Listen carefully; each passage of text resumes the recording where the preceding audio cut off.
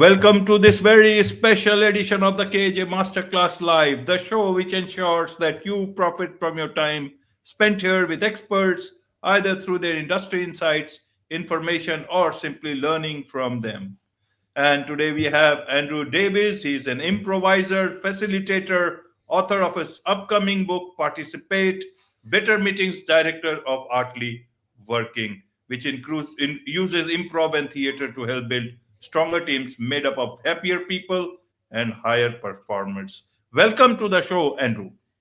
Thank you so much, Ajay, for having me. I'm really excited to be here. Yeah. You are welcome. Welcome to the show, Andrew. Welcome to India in this online form. And I'm sure not just in India, but a lot of people across the globe will benefit from what we are going to talk right now. We'll talk about better meetings. We'll talk about building stronger teams. In this backdrop, we'll have our conversation. But first, let's learn a bit about you, a bit more about you, your background, so that people know who they are listening to. Absolutely. So my name's Andrew. I grew up in Philadelphia, Pennsylvania on the East Coast and really discovered the theater bug as a kid. When I was in fifth grade, I got to play Tevye and Fiddler on the Roof, the lead, just by putting that I wanted a big role singing. And I think I was the only boy that said I wanted a big role and to be singing. After college, I moved to New York City, where I really studied improvisation at the Magnet Theater, which is an improv theater, and was on a musical improv team where we would create a new musical every week from a suggestion. And it really changed my life. Improv really helped me to be more in touch with my emotions, to be more in the moment, to notice my frustrations or anger and try and deal with them in a positive way. And it's really become my life's mission to share the tools of improv as a way to learn about ourselves and to help each other. And so that's really influenced all of my projects since then. Absolutely, absolutely. So a lot of people know about improv. A lot of people do not know about improv. So for those people, who do not know much about it, and for those people who would want to understand what you mean by improv, please, if you can tell us what improv is. Absolutely. So improv is short for improvisation and can be in different art forms. But for me, it's specifically about theatrical improvisation on a stage. And so what that means are that the performers are getting suggestions and making things up on the spot. There is no prepared script or story. It's all coming in the moment and all living in the moment. And so improv can be as simple as a 3-line scene that we will, we can demonstrate. And Ajay, if you want to play a game, we can play later, to all the way to like an hour-long show that people make up on the spot. And what it's really about for me is about being a better listener and really being in the moment and building things from scratch in this moment, because improv completely exists in this moment at this time and only for the people right in front of you. That's improv. Absolutely, absolutely. So, but theater and business, how are these two related? How does improv make its entry into business settings? Yeah. So, for me, this really was a journey that started with talking to lots of friends in what I call more traditional jobs than mine, and hearing about their frustrations in the workplace. I heard a lot about endless meetings that they were struggling with and that felt pointless or without purpose, interpersonal struggles between teammates on the team or fellow workers, and struggles with communication with both to our bosses and bosses to their employees. And improv for me is really a great way to practice good communication skills, great listening skills, and collaboration skills, right? Improv is an art form that exists when we work together and create something from scratch together. And I think is so applicable to so many different industries that we've worked with. And with Artly Working, which I co-founded with my good friend Dave Klasko, we've gotten to work with hundreds of companies on helping them to have stronger teams, better communication, more trust. I think across a lot of industries, when people join a job, they'll get told, we're a team, we trust each other, we work together, right? But they don't necessarily feel that, right? It's really just a statement on their website or a statement that your boss gives you. But real trust, real communication, real teamwork actually takes a lot of effort to build that muscle. And for me, improv is the best kind of weightlifting to build those skills. Absolutely. So, do companies understand this very well when you explain? I see you have worked with lots of people, lots of companies, Netflix, Roblox, Meta, and Google. So many. Do they? It looks like they understand, but I'm still asking the obvious question. How do you explain them? What questions they have? What is it that they want to? How do you explain the benefits of these things that you will help them understand, improvise, and that will help them become better employees? Absolutely. It's still always something to explain, right? I think all of my fellow folks in the arts can understand that while in our personal lives, we all appreciate the arts, right? We love music, movies, podcasts like this one, right? We love lots of things to take in, but then we get into the workplace and suddenly we think, oh, it's got to be only on task, only on this thing. We can't have any side things come in. So I think for us, explaining it is always important. One thing that we've seen and that's so important is employee retention, right? I think anyone that runs a business, whether it's 5 people or 5,000 people, knows that one of the most challenging and expensive and difficult parts of running that business are hiring and training new people, right? And so if we can think about ways to work on people being happier at work and employee retention being improved, which we've seen in so many of the companies we've worked with, that is huge for the bottom line of the organization, right? If from the beginning you can create an atmosphere and a culture of creativity, collaboration, and positivity, and people want to be at this job, they're really going to want to stay there. They're going to want to grow with your company rather than look for the next job or look for something that pays $1,000 more somewhere else, right? So I think just employee happiness and retention is so important, even more and more in this global era where our skills are applicable in other places. And a lot of people in different jobs could work anywhere in the world, right? You and I are talking from across the world. With Artly Working, we've actually gotten to lead some groups in India through a Culture First, which brings amazing trainings. And in that world, it's so important that the culture of our company, of our employees, is really a positive one where they want to be, because people want to choose to be at our organization rather than somewhere else. So I think that's one of the single biggest cases that I make to folks of why what we do is so important, why having a stronger team and happier people is so important. Absolutely, absolutely. You are better meetings director at Artly Working. Now, where does this improvisation, improv, come into the meetings part? It looks like it's taking away business from Calendly and so many other people. I'm just joking, but help us understand the meetings part for this. Yeah, absolutely. So I really started our program called Better Meetings, which is a 3-part program that we do with a lot of companies. And it came out of these conversations with so many friends, even my sister, who I think is watching right now. Hi, Sarah, who talked about at old companies where they would have endless meetings in a day and they wouldn't get anything done. And this baffled me, right? You have organizations that supposedly are all about efficiency. And then I would hear about friends that had 5-10 meetings in one day and said, oh, I didn't actually get any work done. Today was about meetings. And that struck me as kind of crazy, right? So the Better Meetings program is really about rethinking meetings and asking ourselves, first of all, does this meeting need to happen, right? Do we need to have this meeting? I think so often we have meetings because that's what we do on Mondays, right? Or we scheduled it a month ago. I don't remember why, but we might as well have the meeting. And so the first step that I challenge people is to say, be in the moment as you are with improv, be in this moment right now and ask yourself, do we need to have this meeting? Because I guarantee no one is ever angry when you email them and say, hey, remember we were going to have a meeting? I actually don't think we need it. You're doing great. Don't worry about it, right? No one's ever angry when a meeting is canceled. The other part for me is about taking time right before a meeting to think about the purpose and the goals and what you want to get out of the meeting. And then in the moment of that meeting, checking in with, are we accomplishing those goals? So something that improv does is really helps us to be in the moment and to listen to each other and be interactive. So improv is always interactive and engaging. And I always challenge anyone who's leading a meeting, and I challenge you, if you're listening to this and you attend lots of meetings, ask yourself, was this interactive?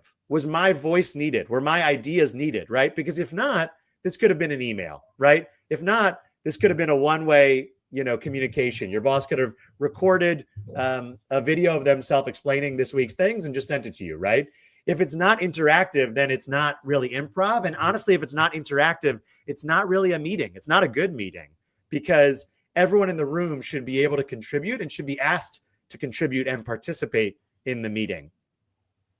Absolutely. Absolutely, Andrew. Now, in terms of these sort of, understanding, learning about these things, a lot of people will say, Andrew, I am an introvert, and you are asking me to learn about these things. My mind works only after I think a lot and come out with my decisions. Rather, does that make me a bad employee?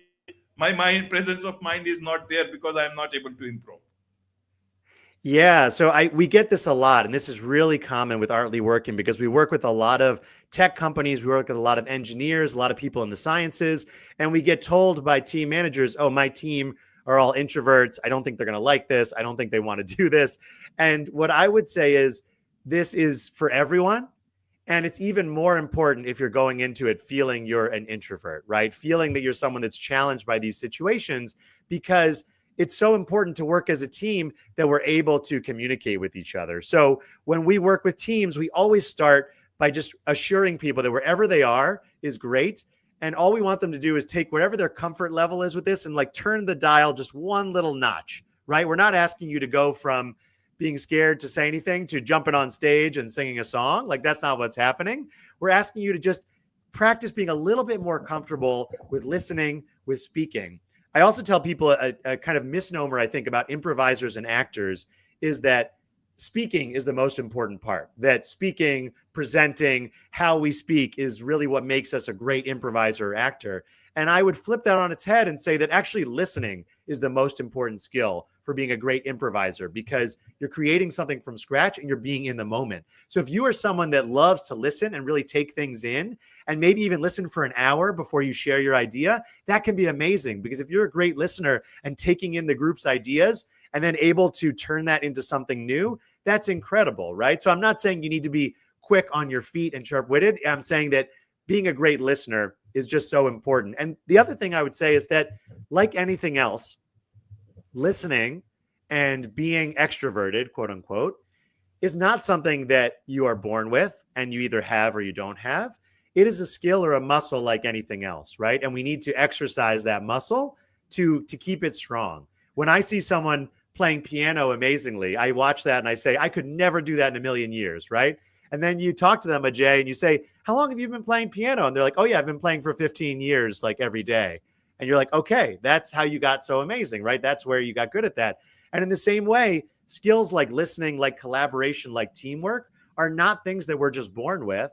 They're things that we need to practice with and play. So we call it playing with purpose often in our meetings and in our gatherings, because we're playing together, but there's a real purpose in building those muscles so we can collaborate on everything that our organization does.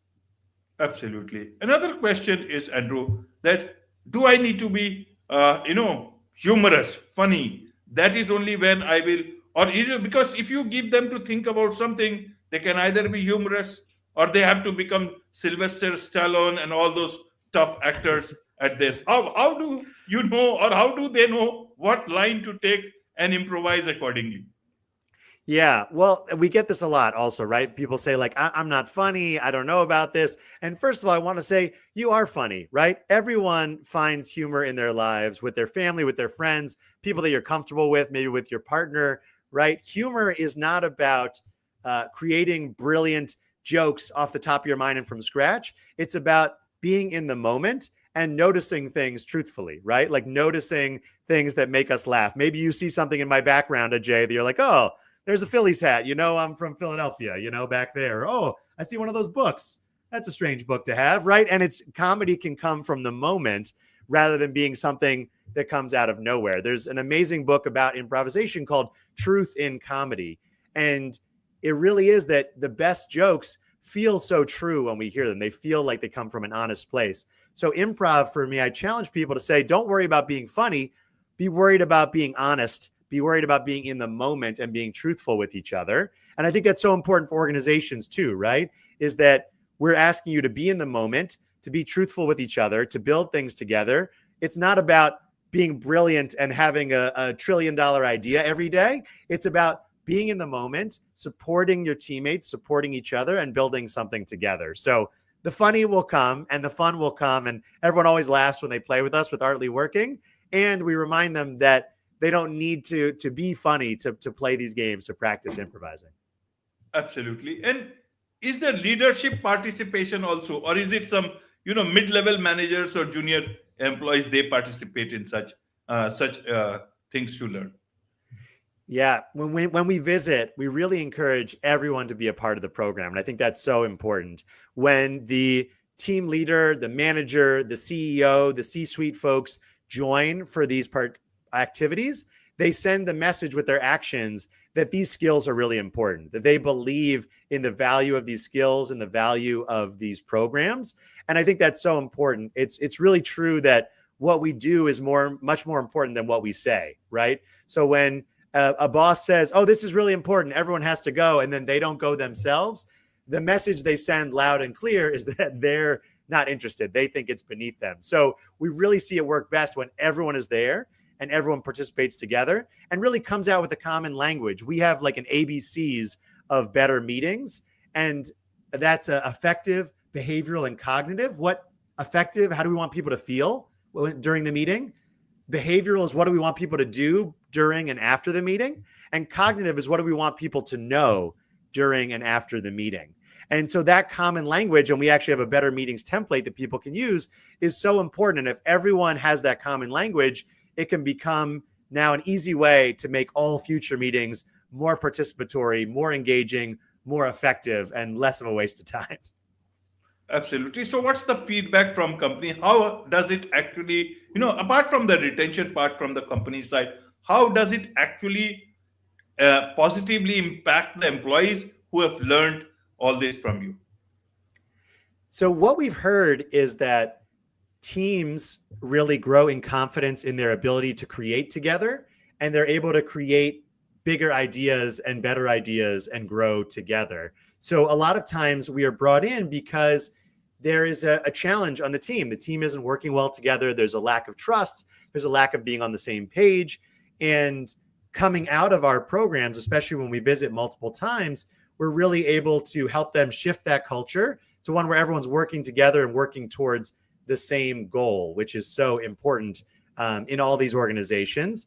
The other thing I would say is that we often create an onboarding process for organizations so that every new employee that they bring in is brought into the values and the approach of that organization in a playful, fun way, so that from day one, they're coming in knowing that this organization is special. This organization is different, and we know why, and we're excited to be here. So for us, that's so important for the future of the companies. And also on some level, it's really just great to feel like their meetings are worthwhile and they're not wasting time. We hear so much that they've gotten better at meetings. I was talking to an organization the other day that said they used to have like a 3-hour meeting every Monday, and it was just kind of slow and endless. And now they do like a 20-minute, everyone checks in with their quick things, and then they schedule meetings as needed about specific topics later in the week. But it helped them totally rethink how they did their meetings, and it's made them much more productive every week. Wonderful, wonderful. There's much to learn about all these things. Let's learn from your book, Participate, our upcoming book. When is this book coming in? So I'm working on this book now. I just started it last month, and it's going to be coming out in 2026. And the goal of Participate is really two-part. It's to help people think about how to check in with themselves and see what their fears are, what their challenges are that have prevented them from really participating fully in the life that they want, in the job that they want, in the relationships that they want, in those personal challenges, and giving them tools from Improv on how to practice that, to notice more about themselves, and to be able to step up and participate in a fuller way. And then the second part of the book is really about bringing that to others, is about how do we use the tools of improv and facilitation to help people in our community to participate, people at our jobs, people in our families. how do we encourage others and our communities to participate? I'm calling it a community help book as opposed to a self-help book, because my goal is really that people feel empowered personally to help their community to participate more, to be more engaged, to be more interactive, and ultimately to be more fulfilled both in the workplace and at home.